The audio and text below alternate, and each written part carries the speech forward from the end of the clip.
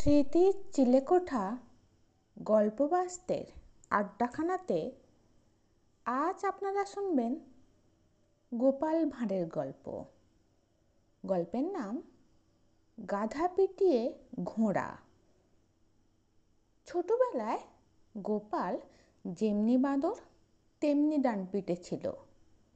গোপালকে কথায় কেউ হারাতে পারত না। একদিন ছেলেদের সঙ্গে গোপালের এঁড়ে তর্ক হয়।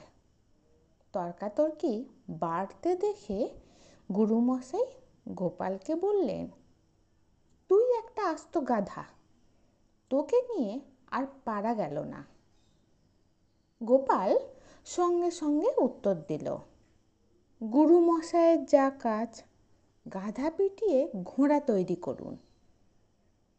গুরুমশাইকে বোকা বনতে দেখে চোখে চাপা হাসি ভরে ছেলেরা এর ওর মুখের দিকে চাইতে লাগলো। কেমন লাগলো আজকের গল্প? যদি ভালো লেগে থাকে তাহলে লাইক করবেন, শেয়ার করবেন।